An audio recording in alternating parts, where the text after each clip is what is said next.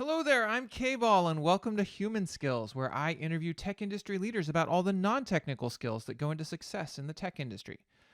Loren Verheyden is a longtime engineer who started getting involved in process improvements and eventually became a manager after realizing that most of her learning focus and her library was on people and processes. In our conversation, we talked about a number of parts of that journey. We talked about planning, ways to improve communication and shift updates from push to pull. But the biggest theme that emerged was that focus on process, how broken processes show up for an engineer, how to get changes unstuck and moving through an organization, and then as a manager, how to empower your engineers to do the same. Please enjoy this conversation with Loren Verheyden. Loren, welcome to the show. Hey, Kevin, good to be here. Thank you. Yeah, I'm excited to get to talk with you. I'd love to maybe start with, can you introduce yourself, give a little bit of your background, and maybe how you came to care about these things I'm calling human skills? Yeah, absolutely. So, I I suppose started my career with a CS degree in college, and then after that, bounced around in a few roles: dev, QA, a little bit of manager at a small company, and then ended up as a developer at Atlassian. And um, I found myself just in my day to day work, not caring so much about the code I was committing, but more caring about process improvements and um, how my team could work better together. And I think there was one day I was just looking off to the side, looking at my bookshelf, and I'm like, huh, there are a lot more books on people and teams and like that behavioral science kind of stuff than coding, than programming books or whatever maybe. And that one just made me kind of rethink my career path. I never thought I could be a leader, never saw myself as a leader. But then that's when I started seriously thinking about management. And I guess I was already interested in those things, as you could see by my bookshelf. So I decided to move into management, and it's been great. Nice. Well, as much as you're now in management, I'd love to actually start back at that, engineer realizing you care about process things. Yeah. Like what types of process improvements were you looking at and how did you go about getting them to happen? Yeah, so I remember a couple that stand out. One is that we always had a problem on my team of too many tickets in the code review column, and and so I started debugging like why is that, and we would talk about it in retros over and over, and not ever like try to figure out the root, which was why aren't people reviewing other people's code. And turns out there were some, like, we weren't given enough context, like all these things that you see now about what is a good PR, right? Like write a good description, review the PR yourself as the person who's putting up the PR, review it yourself, add comments. Smaller PRs are often better than gigantic ones. That's something that we had on our team. So people just didn't have the context and couldn't find time to invest 2 hours to review a certain PR. And so, yeah, we did a couple of tactics. I don't know if you've seen these where you kind of prefix, um, as you're going through, you prefix a comment with like knit or education or like edu, or suggestion or recommended, something like that. And that would help the feedback loop as well. So it would probably not make it, like, make it more interactive, right? Does that make sense? Mm-hmm. Yeah. So, yeah, that makes a ton of sense. So, did it work? I think so, yeah, to an extent. Yeah. Yeah, I mean, that kind of change takes a long time, and teams change as well. So we get new people, and they're like, "Why are we doing these prefix things?" And it's like, "Well, let me tell you a story, right?" And then it's a good way to kind of educate them into what makes a good PR. The context thing, I think, was a big one. Like Mm-hmm. have empathy for your teammate, and that they haven't been staring at this for as long as you have, and what context do they need that they might not have coming into of this PR. Yeah, that makes a lot of sense. Couple different things I'd love to follow up on there. So one is, first staying on this change that you made. Was it easy to get people on board, or did you have tactics you had to do to like kind of convince people, hey, let's try it this way, let's add this? Um, I think I probably saw it as a bigger problem than the rest of my team did, and so um, folks didn't really spend so much time talking about it. And so I think after a while, we were like, okay, fine, we'll do that. Um, and then I wasn't the manager at the time either, and so kind of had to convince my manager that this was an issue and this is why this was happening. Okay. Um, Coming back then to, you said, okay, this had been coming up in retros and nothing had ever been done about it. Why do you think it got stuck? What are the things that led to it getting stuck in retros?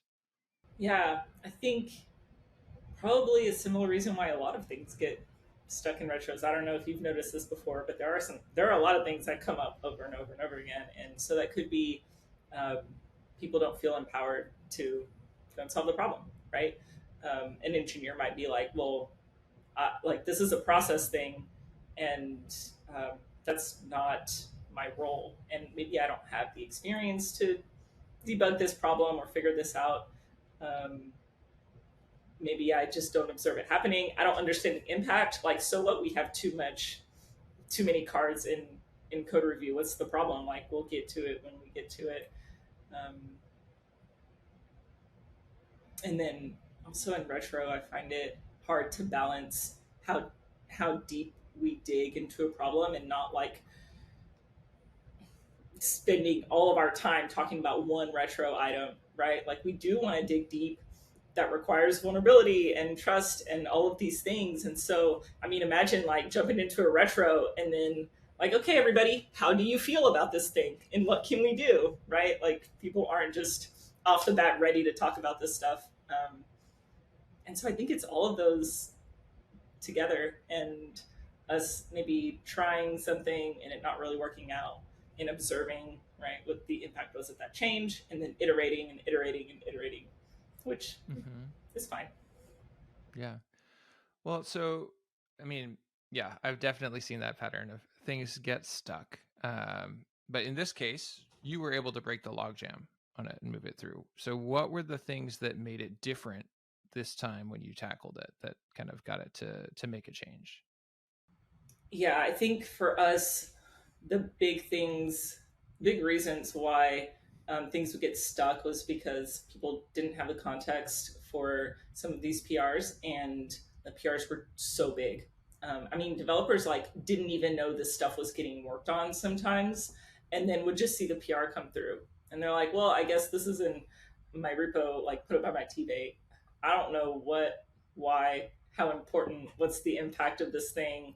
I'll just I'll put it off, right? And so making sure that people have that context is something that we decided to address. And I think I just kept bringing it up, Kevin. I was just like, I just kept bringing it up and over. Like these PRs are taking me half a day, you know, like 2 hours or something, and I need focus time um, and then that impacts my other work, right? And I Mm-hmm. think I cared a lot about like spending time and being meticulous with these PRs um, and I think it's hard for me to say like, oh, I'm gonna just let that sit there for another day. So it impacted me a lot, and I was, I think, proactive about like going and spending the time. But it was like half a day every day, you know, with these large PRs, and so I just kept bringing it to my manager and talking about the impact. Yeah, that makes sense. Well, and I think that's key, right? Here's the impact. It's not just this is a thing, but like this is the downstream. This is what's happening because of this. Yeah. Um, so I'm curious now that you are a manager, if you see this same type of challenge going on, and maybe it's not about PRs, but there's something recurring over and over again in the retros, and it doesn't feel like things are changing. Do you have any approaches you take as a manager to try to unstick it? Um, yeah, Generally, in retros, um, I try to empower my team with the action items to like take the action items, and but I still uh, I don't hesitate in taking action items myself, but I want them to kind of come up with ideas for how we can solve whatever problem we're talking about. Um, and what happens a lot is that we have opinions and comments and experiences that we share about a certain thing that is coming up, but nobody knows how to fix it. So then it's kind of like, okay, can anybody think about any action items here? Like, what do we want to try? We can try something for 2 weeks. Um, do we want to like pull somebody else in? Like, do we want to escalate this thing? Is there uh, an action for me? Like, would it help if I go talk to other manager peer or something like that? Um, Stuff like that, and just keep digging for action items and what can um, change. Um, Another thing is going back to past action items and past retro items to see if our action has helped, right? If Mm-hmm. the thing has actually improved, and what's the difference this sprint, right, versus last sprint. Like we said we were going to do this, and did we do that thing, and is it helping at all, or is it making things worse? So do we want to go back, right? And just Yeah. constantly a mindset of experimenting and iterating. Yeah. Well, and I think to your point, by the time it's getting stuck, it's probably because nobody knows the answer. So the only way out is this like experiment. Let's try something. Let's move. Did it Yeah, help? If so, great. What else can yeah, we do? If not, well, all right, back that out. What do we do next? yeah. And you got to do something, right? Like you can't, like if you do nothing, the problem's going to be there next sprint. Exactly. Totally. Okay, cool. Coming back to this question of process, and I'm really interested to explore.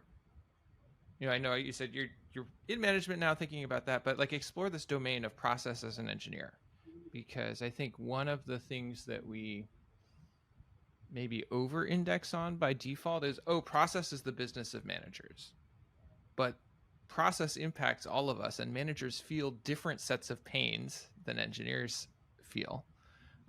So I'm kind of curious, one, were there other processes that you cared about as a developer? And two, how did you sort of think about like that as a part of your role? As a developer, yeah, I think I was always, I think this is like the thing that the pattern I observed, right, with myself is that I did spend a lot of time thinking about how we can work better as a team. Why aren't we working as well as a team? Why aren't people reviewing these things? Why aren't we using our public channels, and why are we talking more in DMs, right? And just kind of always thinking about what we can do to deliver higher quality code faster, better together, like collaboration, and also making it a great place um, to work. I remember there was this was like when COVID had happened and things kind of shut down.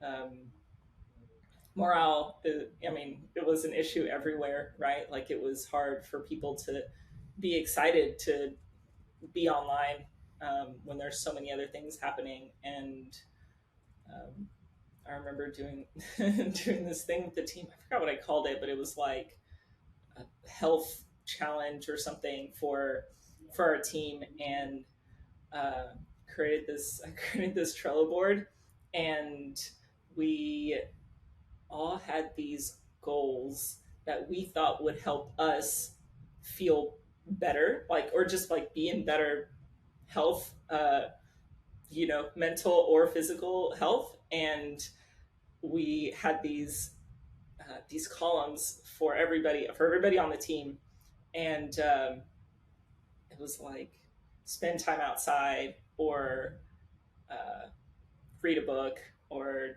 I don't know, spent some time meditating or whatever it is that um, we thought would help team morale, but also help us feel better. We used each other to keep each other accountable, and uh, I do think it helped a little bit, at least in the short term. Hard to know the impact long term there, but that was another example. That was really interesting because it had nothing to do with work, right? It was Mm-hmm. like our work team, and we spent time during the workday talking about this stuff. Yeah. Yeah.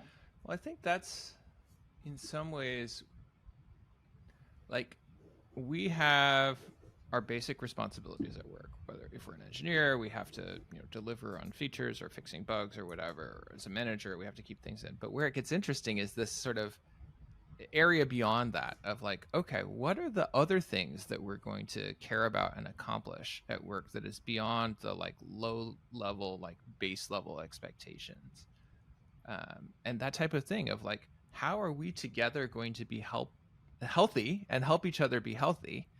Like that impacts all of our work, It does. and it's valuable to be thinking about it. And not everybody cares, but having Yeah. people who do care being willing to sort of push that forward is great.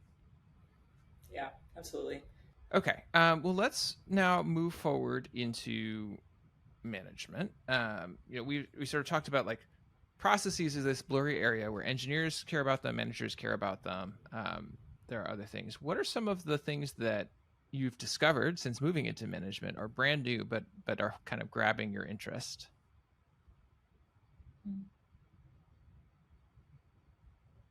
Um, okay, so I'll mention two things. One thing that was unexpected um, for me. I'm not sure it's grabbing my interest, but it's like a problem that keeps coming up. I don't even know how to call it a problem. It's just something that I need to figure out how to do better. Is planning. Planning is so hard, um, and that's something I still haven't figured out, and I'm still trying to learn how to do better.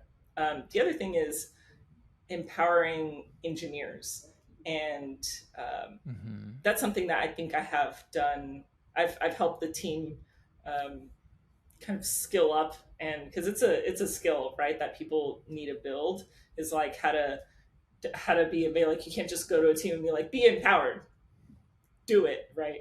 um, it's kind of a mindset shift and helping each developer feel ownership over everything that's in their domain that their team owns.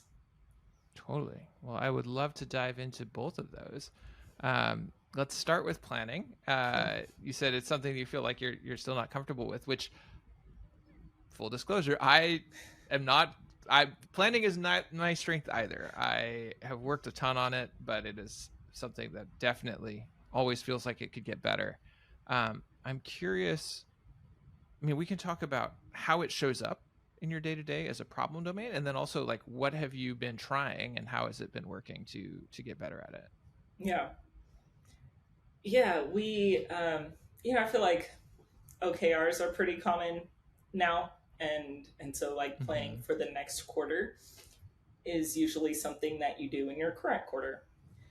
um, but we try to be agile and iterative, and so how do we plan for next quarter, like starting mid this, like halfway through this quarter, when we haven't released any, like our iterations are small, right? Like it, release something, show it to customers, get some feedback, get some metrics, get some data, and then figure out what is worth our time and investment next, right? And we can Mm-hmm. have a direction, um, but how do you know what you want to build 4 months from now? Like what you want to be delivering 4 months from now, when you're trying to be so iterative. Like let's do a prototype. Like let's do a proof of concept.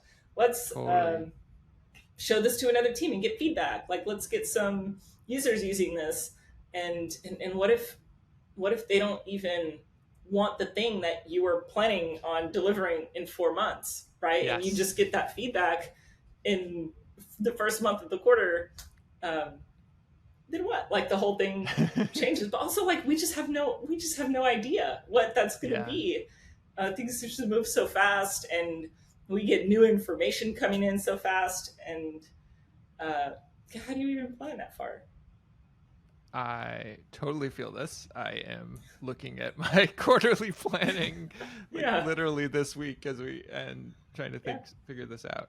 Um yeah, so what have you tried? How does it work? Um, yeah, I've tried. I've tried making like very generic commits. Um, I think the thing too with OKRs is there's the key result, right? Like what, how do you measure success? Mhm. And that whatever that is, I think really depends on who cares about these OKRs and who's looking at these OKRs. And so like if it's I don't know, this is like I'm gonna talk in very generic terms and gonna stereotype a little bit, right? Like if engineers care about these OKRs, then maybe the data that we look at are service metrics, right? Um, Mhm. like our stats that we're emitting, and because that's the data that we have, right? So like, are users using this? Are they encountering errors? No, like okay, well, users can use this product and not encounter errors, right? Like, and you can see some usage, and then you can Yeah. see no errors, right? Something like that. Um, for product, um, there are these like sentiment surveys that I've seen product managers care about, and that is outside of my wheelhouse. And I don't go and maybe I mean I probably should be going out and talking to customers, but currently I don't talk to customers. I don't give them these surveys. I know that there's like a way to automate the survey, but I don't. I just have not studied them, and I don't know what they mean. And yeah, they can mean like users are happy and users aren't. But if they aren't happy, what does that mean? What do I do? Right? I need to go Yeah. talk to them and say, hey, why aren't you happy with what we have delivered? On the engineering side, if there are errors, right, then I know Yeah. how to That's fix much those more errors. deterministic. To me, yeah, it is. And so that's hard too, right? Is like who is the audience? Like determining who's the audience who cares about these OKRs. Well, and Um, what's the scope of responsibility is the yeah, other thing I'm hearing here, right? Like, yeah, how do you subdivide our OKRs? Is our engineering team responsible for customer outcomes? I think in many ways that can be good, especially if you're not an infrastructure team, right? If you're shipping customer facing product, but that requires a whole different set of thinking and as you highlight like learning and understanding and thinking about like all these things outside of core engineering problems. yeah, yeah. That's right. And that's actually where I'm feeling that we should try to go as a team. So currently, and this is like a recent observation that I've had on how one of my teams is working, is that our mission is that like our team owns a set of services, which I feel like this is pretty common. Like we move to microservices, right? And then there's Conway's law. So your org structure looks like your product and microservices, whatever. So teams own services. So what's Mm-hmm. the mission of the team? Own these services, right? Like maintain the services and improve them. And if somebody says they want some new feature, go build it and then maintain that. Um, and how do you innovate? Like how do you make sure that you're solving customer problems in that model? That's really hard, right? And so what I am trying to move towards is looking at an experience, like a user experience that our team can own. Um, so I don't know. An example is like the notifications experience for Mm-hmm. these users from start to finish, from like configuration all the way till they receive the notification, and even acknowledgement of the notification and reporting back that the notification was sent. Like that whole process um, is helping users get the insight that they need from the system to solve their problems, something like that. And that I think would, like, in order for us to build anything in that space that would solve a problem, we need to understand the customer's problems, and we need to understand what their current experience is. And I feel like if your mindset is around maintain these systems, you're not thinking about the full experience and the problems that you're solving for the customers, right? Like it's a different level, it's a different way of thinking. It absolutely is. Well, and I think this ties into your planning question, and it ties into these OKR pieces, right? Because if you start from a mental model of it's about this customer experience, your goals can flow from that. And we're okay, we want, whether it's like completion of this flow or something like that.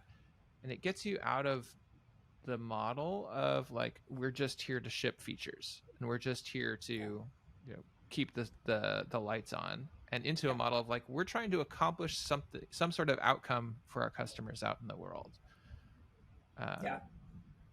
And if you have an organization that understands that, I think you can make your goals around that, right? Like, we're going to try to push this metric, and that means we're going to run a bunch of experiments, and we don't know what all those experiments are, but the key result is this metric's going to change, or we're going to have this learning about what doesn't change it.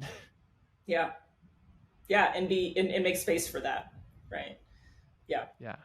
Yeah. So this is where I currently am. Like, and I can't take full credit for any of this. Like, I'm working with my product manager and team lead to try to figure out what is it that we need, right? Like, because we do want to um, empower engineers, and we want them to innovate, and we want them to identify problems as well as solve them, right? And like understand our problem space well, and figure out interesting ways that we could solve the problems. And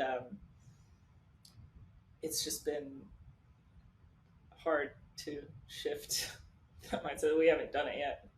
I think that's an interesting connection you just drew there, and I want to flesh on that, right? Like, this planning process, how you think about what you're trying to accomplish, directly flows into the question of empowerment. Yeah. Because if our mission is to ship features, and we have a set of key results that are, you have to ship this, you have to ship this, you have to ship this, there's very little opportunity for an engineer to do something interesting or innovative or explore or bring their own ideas, because they're being measured on, did I ship the things we said we're going to ship? Yeah. But as you shift the model to, we have to deliver this better experience for users, here are the outcomes we're measuring, suddenly there's much more space, as you highlight, for innovation, interesting ideas, alternate takes. Yeah.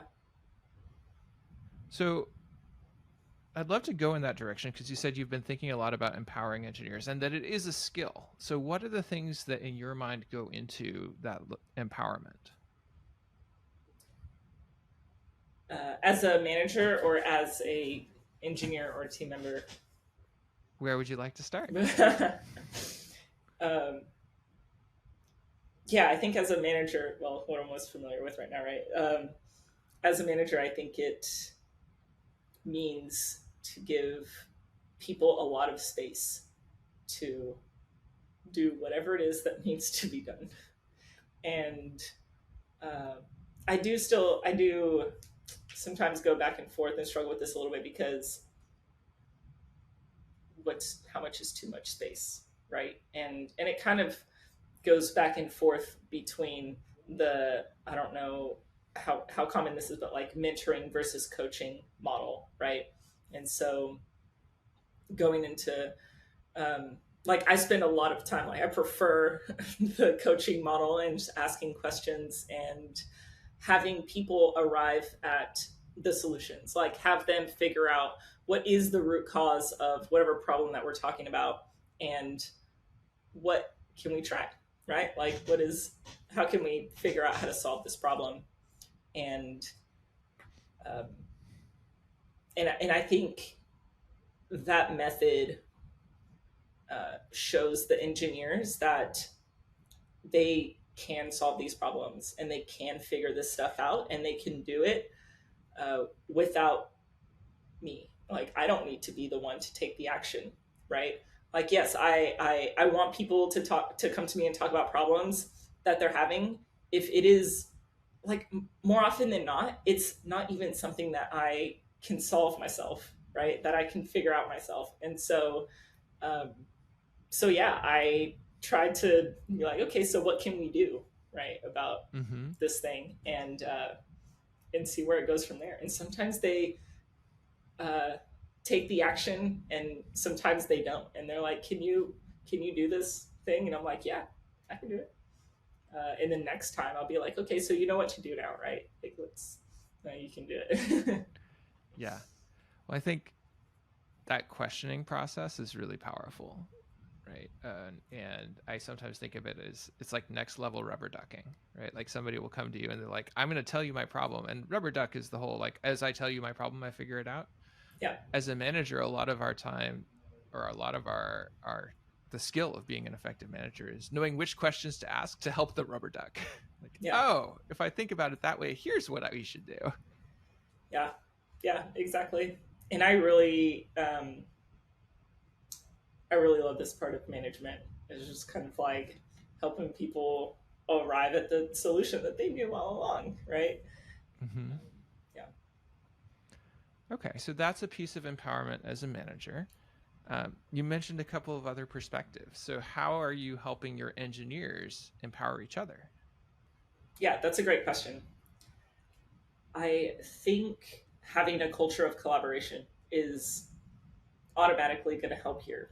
And if you have certain engineers um, that already do feel empowered and do feel like they can just go out and solve whatever problems themselves, and they do feel that ownership to um, like fully own the code and our processes and the way our team works, then collaborating with other people, like whenever people come together to solve a problem, it's going to be much better, right? Like, they're going to come up with more ideas and also have more support in whatever changes they propose.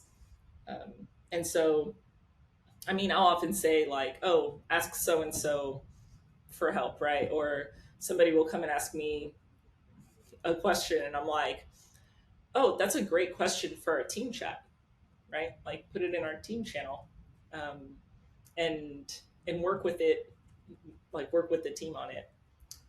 Even stuff like having an engineer set up a meeting to talk about something. When they set up a meeting, they're going to own that meeting. They own the agenda. They own, like, guiding the conversation. They own figuring out what they want the outcome to be. And all I have to do is be like, yeah, set up a meeting, right? And then the next time, they're just going to do it. Like, they don't need to come to me to say whatever. They're just going to be like, hey, Lauren, I set up this meeting. Or not even tell me, just put me as optional, right, on the meeting. And I'm like, oh, great. You're solving this problem. Awesome. Yeah. Yeah. That reminds me of something that we sort of touched on as a possible topic for today that I'd love to kind of move into. Yeah. You sort of highlighted there a shift of how information is flowing.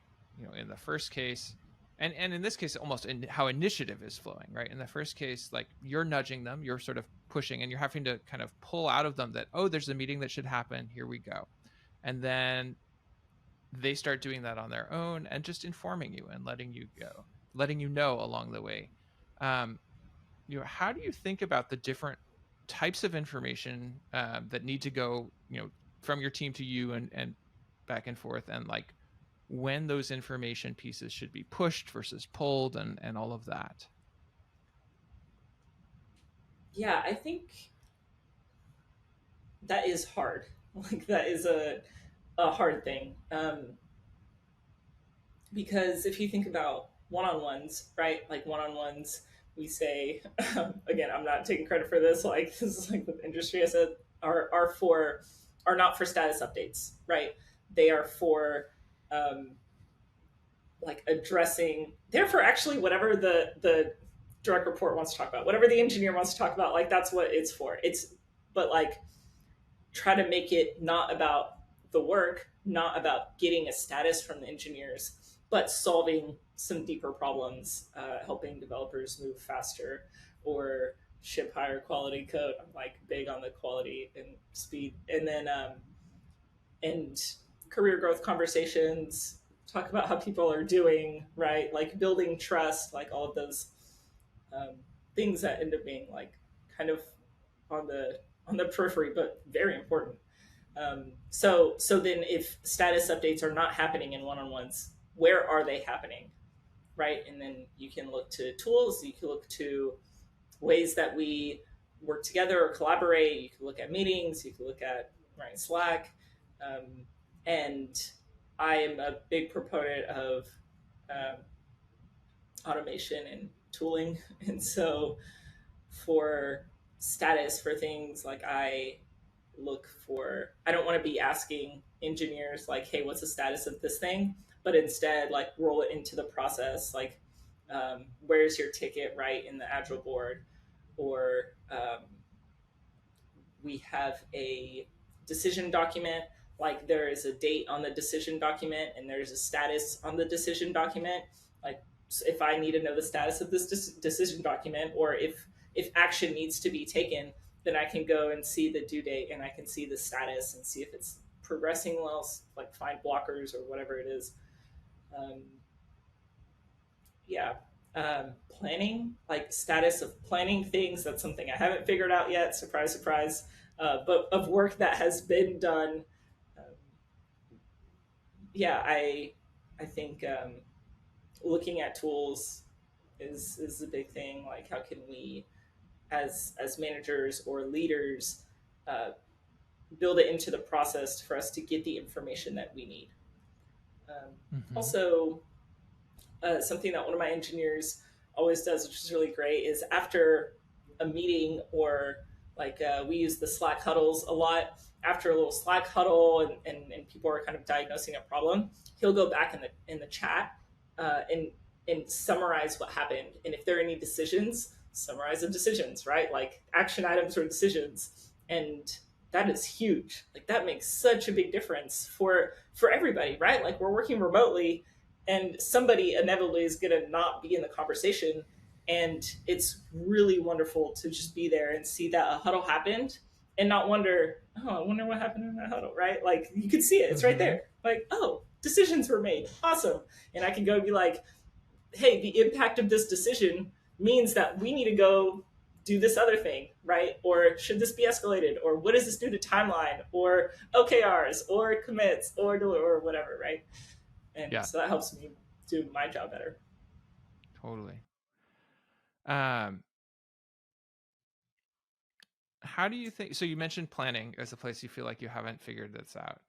I think there's a couple of different pieces that, like, so one is like information up versus down, right? So like I love the automated information bubbling up, and I've had a conversation with folks that have highlighted how at scale that becomes even more important. So if you're doing like a big cross company or cross functional initiative, like having a roll up dashboard where just statuses bubble up and you can see the high level and then you can drill down to what you need, is just an incredibly important and powerful tool.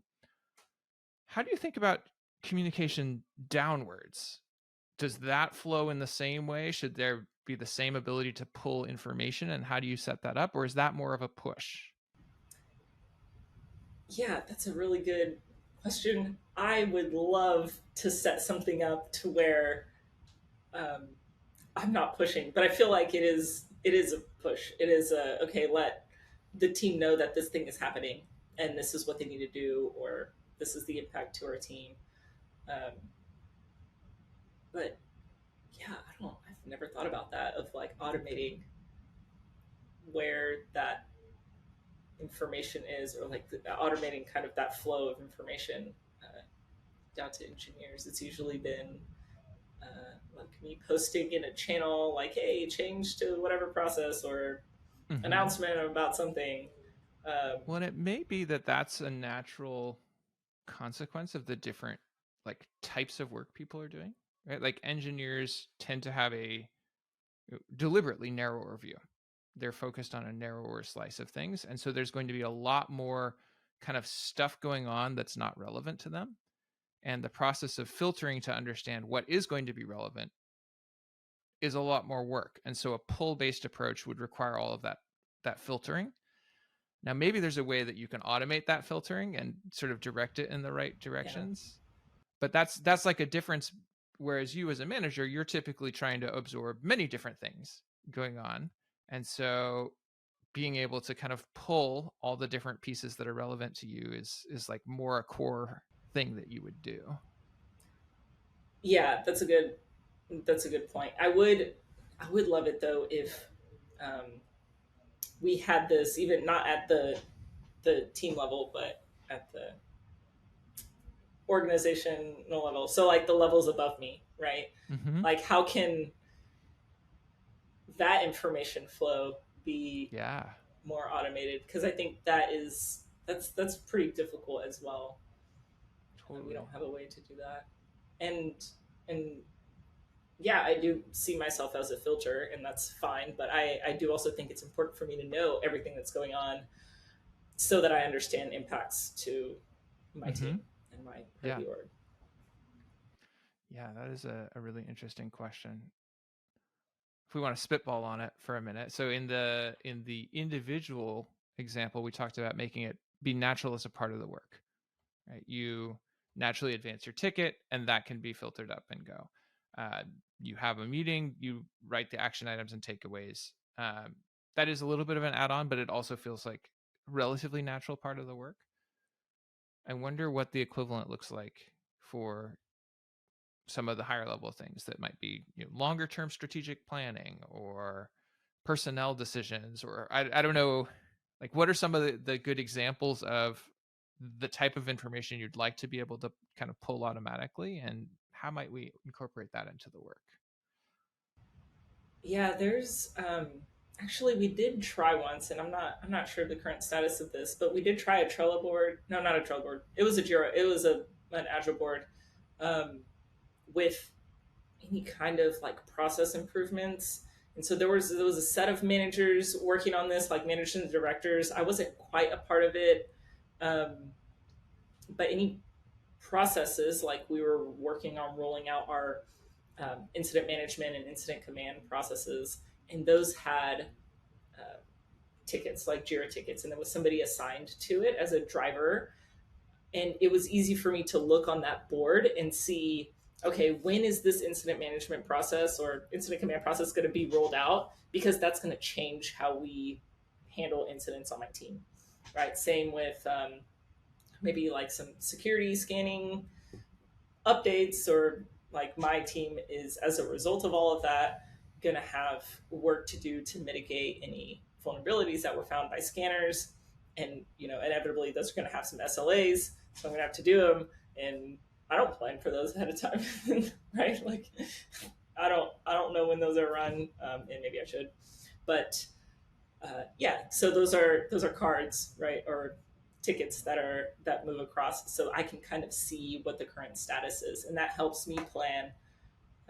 If I can see those cards and I know what process changes are going to come hit my team, or what stuff like that. One thing we haven't figured out is we use a lot of internal libraries and managed by our development experience team, and sometimes security updates are made to those, or like really important updates are made to those, and our team, like all of our teams, need to go and update, do the version bump, right? Um, and knowing when those kinds of things happen would be really useful as well. Or even changes to infrastructure, like our DevOps teams will Mm-hmm. make a change, and we don't know. Like to them, it's just part of their work. Um, but sometimes there are implications to some of those configuration changes that they make that we don't know. Like nobody knows that that's going to happen, and sometimes we have incidents as a result, and it takes us a while to even go figure out what changed, right? Yeah. Um, Stuff like that. I don't Well, feel like these it's are more difficult. interesting examples because, like in that case, presumably they are tracking their work in some way. their manager hopefully can pull the information, but visibility into how to do that, and particularly at the level of abstraction you need, which is what are the implications for Yeah. our team and what do we need to do, is Yeah. not there. Yeah. Yeah. And that ends up being, I feel like, more manual, but it would be cool if there were like a tag, right, or a label or something, and we can roll those Yeah, into, I don't things know. tagged in this have downstream implications. Here's a Yeah. field that's filled out for like what are you likely to need to do or something like that, Yeah. and that could roll to the right places. Yeah. I think in some ways this comes back to your point about Conway's law, Yeah. right? Like that's not addressed because it's not within a functional line. Yeah. And so how would one address that? One might have like a cross-functional working group or something for how do we work better as a team of teams, but Yeah. huh, that's interesting. Yeah. Yeah, it is. Okay, one more thing that you said I want to pull it, and then I realize we're getting close to time, so I also want to check and make sure we haven't missed anything. But you kind of almost had a throwaway comment about speed versus quality Yeah. and speed, and that Yeah. being Yeah. something that you're pushing on. Can you expand on how you think about those two things and how they're related or how they trade off against each other? Yeah. I think there is constant tension there. Um, the way that this is also something I didn't come up with. When I was at Atlassian, I spent some time on the quality engineering team, and our motto, like tagline, was quality at speed. We didn't want to bog anybody down. We wanted to instead figure out how we can, um, mostly using automation, uh, figure out how to help developers ship higher quality code faster. And that is something that is just always on my mind. And um, and there is tension there because you think about when people talk about quality issues, people often think about like, oh, it needs more testing, right? Like let's get a QA team in here to do some testing, or let's spend some time writing end-to-end tests or integration tests, or we need more unit tests, or we need code coverage linter, and we need a threshold, and right, like I feel like a lot of times that's what the conversation turns into, um, and those slow things down a lot of the time, right? If we don't, especially if we don't have good tooling around those, which good tooling around integration tests and end-to-end tests and build verification, validation, and post deployment, whatever, like those are really hard to maintain, right?